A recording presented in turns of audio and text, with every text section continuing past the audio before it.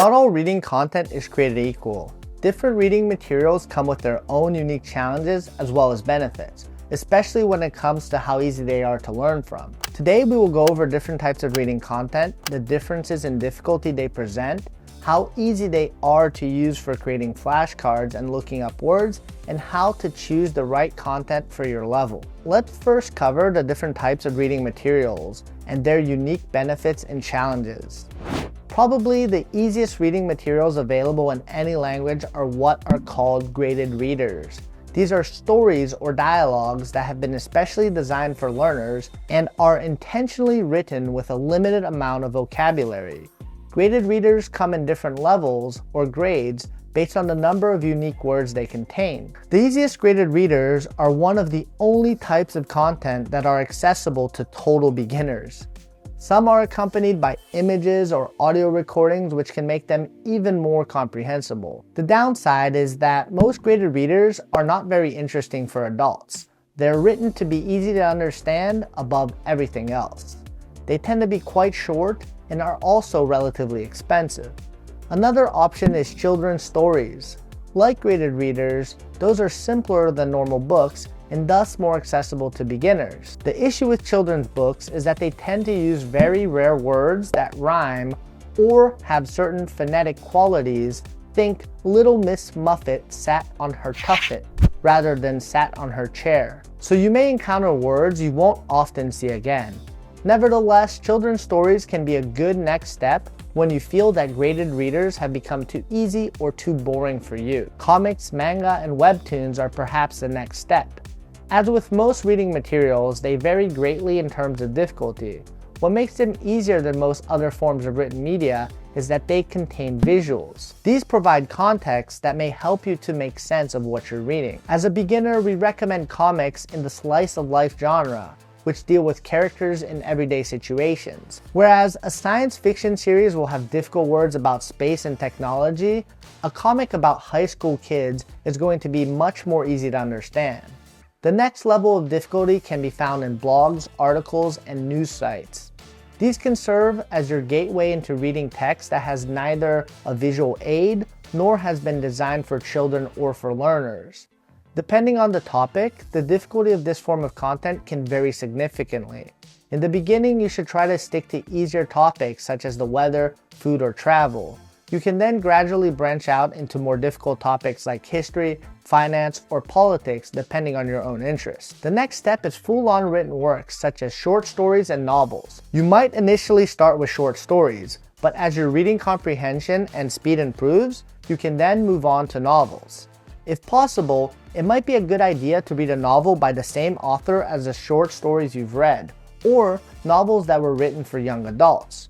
Novels are difficult because they represent the full range of human experience with just text, meaning that they use a wider range of vocabulary than other forms of written content. The styles of different authors can also vary significantly, so you'll also see more uncommon expressions and abstract use of language than you would in newspaper articles or essays. We can also include nonfiction books in the same difficulty levels as novels. Depending on their topic, nonfiction books may be quite approachable, but since nonfiction works are written about such a wide range of topics, from a simple topic like how to better manage your time to more complex topics like the human metabolism, they can be as difficult to consume as the most complex novels. These are what we loosely define as the 5 levels of reading difficulty. It's up to you to assess your abilities and select reading content accordingly.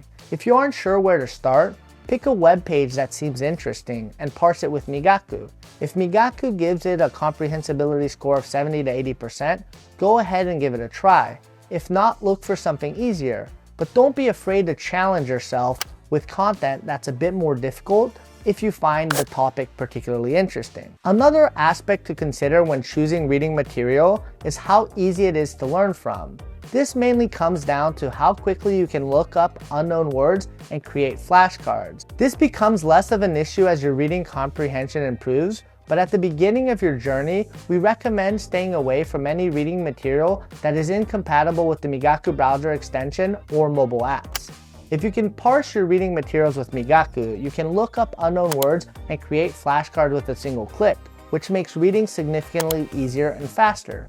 If you're a beginner, we recommend to avoid physical books and to instead stick to digital content. Once you become a bit more advanced and don't need to look up as many words or create as many flashcards, you can start incorporating comics or manga and even digital books that are read with third-party reading applications like Amazon Kindle or Bookwalker. You can then use Migaku app's OCR feature to help you read this content.